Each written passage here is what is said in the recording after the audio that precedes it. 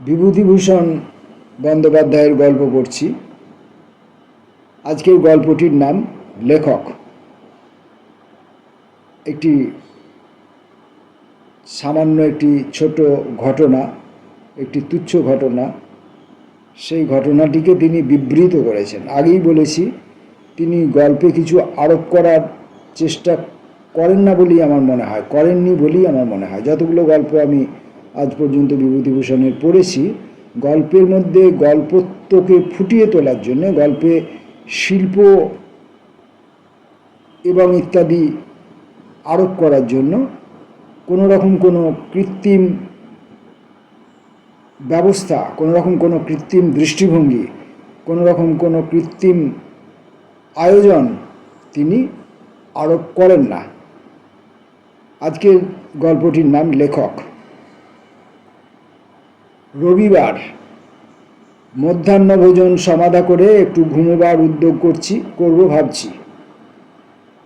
এমন সময় বাইরে কে ডাকলে, সীতানাথবাবু বাড়ি আছেন? কে আবার রবিবার দুপুরে বিরক্ত করতে এলো? ছেলেকে ডেকে বললুম, নিয়ে আয় এখানে, আমি আর উঠতে পারছি না। একটু পরে ছেলের পিছু পিছু চশমা চোখে ছিপছিপে ফর্সা চেহারার একটি ছোকরা ঘরে ঢুকে বিনীতভাবে প্রণাম করে বললে, আপনারই নাম কি সীতানাথবাবু? বললুম, বসুন। কোথা থেকে আসছেন? আগে এই আপনার কাছেই এলাম। আজ আপনি সকালে ওই ডাক্তারখানায় বসেছিলেন, আমি আর দাদা নাইতে যাচ্ছি। দাদা বললেন আপনি একজন লেখক। তখন তেল মেখেছিলুম, সে অবস্থায় আপনার কাছে যেতে সাহস করিনি।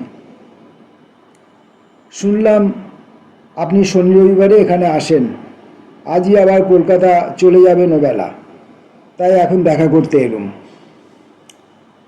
আসার উদ্দেশ্যটা শুনে মনটা প্রসন্ন হলো না। নিশ্চয়ই লেখা চাইতে এসেছে। এ পাড়াগাঁয়ের টাউনে কোনো কাগজের উৎপাত ছিল না তো জানি, তবে কি এখানেও কাগজ বার হলো পাড়াগাঁয়ের টাউনে? নাকি এই পাড়াগাঁয়ে টাউনের মতো কোনো কাগজের উৎপাত ছিল না জানি, এরকম কিছু। যাই হোক, লেখা আছে এটাই, পাড়াগাঁয়ের টাউনে কোনো কাগজের উৎপাত ছিল না তো জানি, তবে কি এখানেও কাগজ বার হলো? ছোকরা বিনয়ে সংকুচিত হয়ে আস্তে আস্তে চেয়ারে বসলো, কিন্তু আমি লক্ষ্য করে দেখলুম এতক্ষণ সে একবারও আমার মুখ থেকে চোখ ফেরায়নি। চশমার ভেতর দিয়ে আমার দিকে চেয়ে আছে। একটুখানি চুপ করে থেকে ছেলেটি বললে, আপনার কাছে এলাম, যদি মনে কিছু না করেন তাহলে বলি। বলুন না, আমাকে একটু করে লেখা শেখাবেন? আমি এবার বাংলা নিয়ে বিএ পাশ করেছি, এখানকার স্কুলে চাকরি পেয়ে এসেছি। আমার দাদা এখানকার সাব রেজিস্ট্রার। আমার বড় ইচ্ছা আমি লেখক হই। কিছু কিছু লিখেও ছিলাম, সেগুলো এনেছি সঙ্গে করে। আপনার সময় হবে দেখবার? আমার সম্মতি পেয়ে ছোকরা একখানা খাতা ভয়ে ভয়ে আমার হাতে দিয়ে বললে, আয়ে পড়ার সময় লিখেছিলাম। 4-5টা ছোট গল্প, কতগুলো কবিতা আর গান আছে। ও দেখি আমার মুখের দিকে আগ্রহপূর্ণ দৃষ্টিতে চেয়ে আছে, আমি কি মত দিই তাই শোনবার জন্য। বললুম, মন্দ হয়নি, বেশ লাগলো। তবে আপনার গানগুলো ভালোই হয়েছে। ছোকরা উৎসাহ ও আনন্দে সামনের দিকে ঝুঁকে পড়ে আমার মুখের দিকে চেয়ে বললে, আপনার ভালো লেগেছে? আচ্ছা, গল্পগুলো, ওগুলোর মধ্যে কিছু দেখলেন? বিশেষ কোনো ধরাছোঁয়া না দিয়ে বললুম, বেশ প্রমিস আছে। আপনার বয়স কম, লিখতে লিখতে হবে। ছেলেটি যেন আনন্দ কোথায় রাখবে ভেবে পেল না। বললে, দেখুন, আমার অনেক দিন থেকে সাধ আমি একজন লেখক হব। আমি বিয়েতে বাংলা নিয়েছিলাম বলে বাড়িতে সবাই বকে। আমার খুড়তুতো ভাইরা বড় বড় চাকরি করে, তারা ভালো ইংরেজি জানে। তারা দাদার কাছে চিঠি লিখলে, ওকে এখন বাংলা ভুলতে বলো, বাংলা শিখে জীবনে কী হবে, এখন একটু ইংরেজির দিকে মন দিতে বলো, যদি কিছু উন্নতি করতে চায়। আমি এসব লিখি বলে বাড়ির কেউ সন্তুষ্ট না। আমি আবার বাড়ির ছোট ছেলে কি না? আমি যা লিখি দাদারা দেখতে চায়। লিখতে দেখলে বকাবকি করে, বলে ওর মাথা খারাপ হয়ে গিয়েছে, ওসব লিখে মিথ্যে সময় নষ্ট করছে। আমি মনে মনে তাদের খুব দোষ দিতে পারলাম না একথা বলার জন্য। ছেলেটি আপন মনেই বলে যেতে লাগলো, এখানে মাস্টারিটা পেয়ে গেলাম, গেজেট যেদিন বার হয়েছে সেদিনই চাকরি হলো আমার। এখানে এসে একা একা বেড়াই, একজনও এমন নেই যে দুটো ভালো কথা বলে কি সৎ চর্চা করে। সাহিত্য বিষয়ে কেউ খবরই রাখে না, বড় ব্যাকওয়ার্ড জায়গা।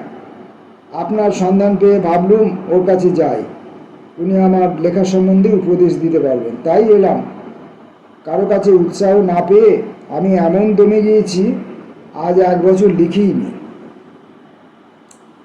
তারপর ছোকরা আমায় বেশ বোঝাবার চেষ্টা করলে সে বর্তমান সাহিত্যের খবর রাখে বা সে সাধারণ মানুষের পর্যায়ে পড়ে না। রবীন্দ্রনাথ, শরৎচন্দ্র, ইবসেন, শ, টলস্টয়, তরুণ সাহিত্য, বৈষ্ণব কবিতা ইত্যাদি হু হু করে মুখস্থ বিদ্যার মতো বলে গেল। আচ্ছা, তরুণ সাহিত্যবাদের মধ্যে রামচন্দ্র সরকারের লেখা সম্পর্কে আপনার মত কি?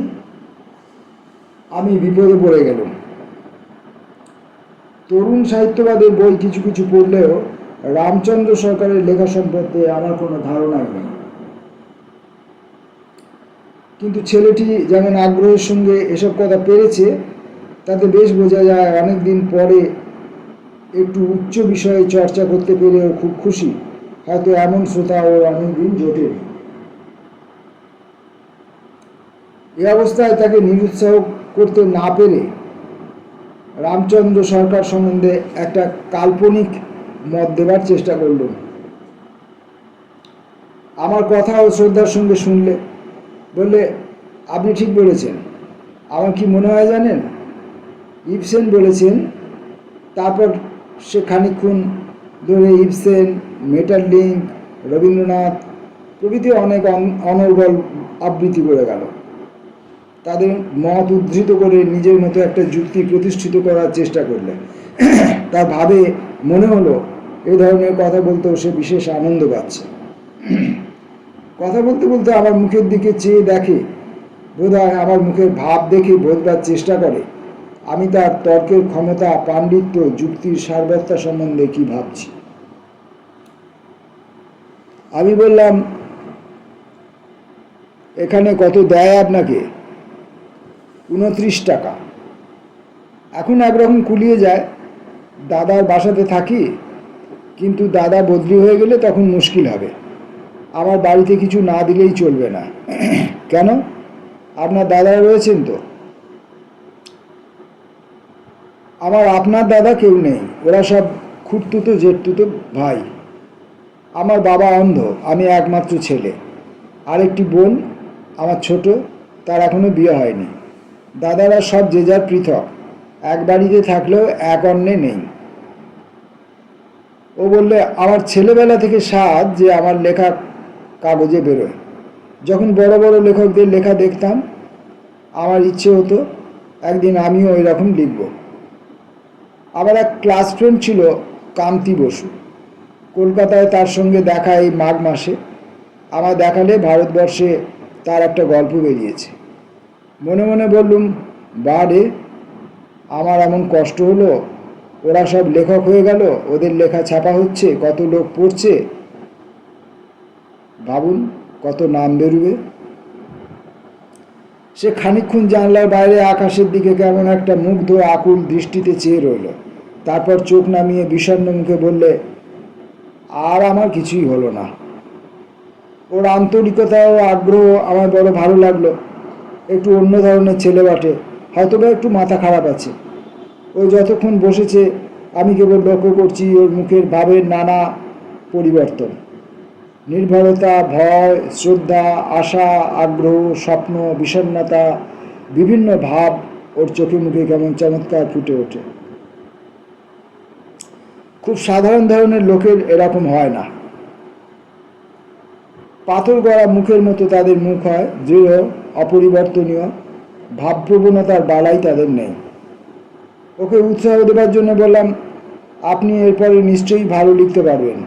এরই মধ্যে বেশ লেখা বেরিয়েছে আপনার হাত থেকে। এখন আপনার তো বয়স কম, সারা জীবন পড়ে রয়েছে আপনার সামনে।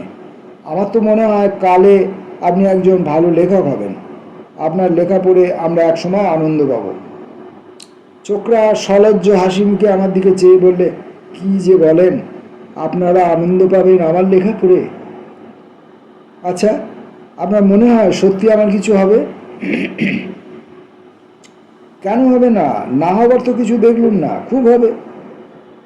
কান্তি বসু আমারই ক্লাস ফ্রেন্ড, আমারই মতো বয়স। ও এরই মধ্যে নাম করে ফেলেছে। আচ্ছা, নাম করতে কতদিন যায়? নাম করার নিয়ম কি? আমার দুপুরের বিশ্রামটুকু একেবারেই মাটি হলো দেখছি। কি করব, উপায় নেই। একে দু চার কথায় বিদায় দেবো ভেবেছিলাম, কিন্তু এর কথা ক্রমশ বেড়েই চলেছে। আবার কোথা থেকে নাম করবার নিয়ম এনে ফেলেছে। অথচ কেমন একটা অনুকম্পা হলো ওর ওপর। ভালো করে কথার জবাব না দিয়েও পারলুম না। বললাম, তার কি কোনো নিয়ম আছে? তা নেই। দু চারটে লেখা বেরোতে বেরোতে ক্রমশ নাম বেরোয়। লোকে আপনার লেখা পড়ে যদি খুশি হয়, তবে নাম বেরোতে আর দেরি কোথায়? খানিকটা চুপ করে থেকে আমার দিকে চেয়ে আনন্দ সুরে বললে, অনেক দিন থেকে আমার ইচ্ছা কোনো লেখকের সঙ্গে আলাপ করি। কলকাতায় থাকতে একবার দেবব্রত মুখুজ্জের সঙ্গে দেখা করতে গিয়েছিলাম।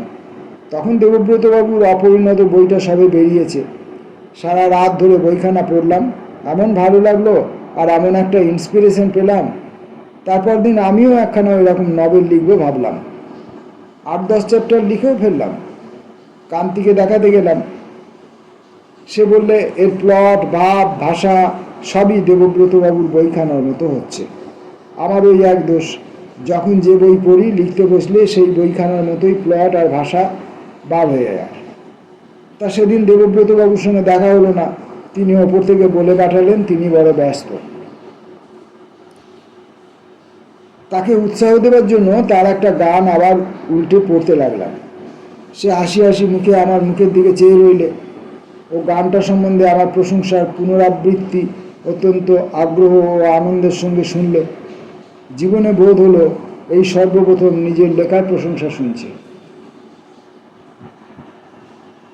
কথাবার্তার মধ্যে একবার ঘরের চারিধারে, আরেকবার আমার মুখের দিকে চেয়ে খুশির সুরে বললে, আমি কোনো লেখককে এত কাছ থেকে বসে কখনো গল্প করিনি। এত বেশিক্ষণ আমার সঙ্গে কেউ কথা বলেনি। আর মিনিট 20 পরে সে অনিচ্ছা সত্ত্বেও খাতাপত্র গুটিয়ে নিয়ে উঠলে। ভাবলে বোধ হয় আর বেশিক্ষণ থাকলে আমি পাছে বিরক্ত হই। দাঁড়িয়ে উঠতে গিয়ে কি ভেবে আবার বললে, ভয়ে ভয়ে বললে, একটা কথা বলবো। কথাটা বলতে সাহস হয় না। অত কম টাকায় কি আপনি রাজি হবেন? আমি আপনাকে 10 টাকা করে মাসে দিলে আমাকে লেখা শিখিয়ে দেবেন? ওর এই কথাটাই কেমন একটা কষ্ট হলো ওর জন্যে। মাত্র 29 টাকা মাইনে থেকে আমায় 10 টাকা দিতে রাজি। বাকি 19 টাকাতেই এখানকার ও বাড়ির খরচ চালাতে রাজি। লেখক হবার এতই স্বাদ। আমি তাকে বললাম, তার কোনো টাকা কড়ি লাগবে না। আমি সব ছুটিতে এখানে আসি না, যখন আসব তখন আমার দ্বারা যতটুকু উপকার হয় খুশির সঙ্গে করব। সে মহা আনন্দ উৎসাহের সঙ্গে খাতাপত্র বগলে নিয়ে প্রণাম করে ঘর থেকে বার হয়ে গেল। বাইরে গিয়ে আবার জানলার কাছে দাঁড়িয়ে বলল, তাহলে আমার হবে? না হবার কিছু দেখলেন কি? হবে, নিশ্চয়ই হবে। না হবার কিছুই দেখিনি। তবে সাধনা চাই। ভগবান আমায় যেন ক্ষমা করেন এই মিথ্যে বলবার জন্য। আমি কেমন করে ওর মুখের উপর বলবো যে ওর লেখার মধ্যে আমি কিছুই পাইনি। ওর গল্প কবিতা নিতান্ত বাজে হয়েছে। বিশেষ করে কোনো ক্ষমতার অঙ্কুর তার লেখার মধ্যে কোথাও নেই। মিথ্যে যেখানে মানুষকে সুখী করে, সেখানে নিষ্ঠুর সত্য বলে কী বা লাভ?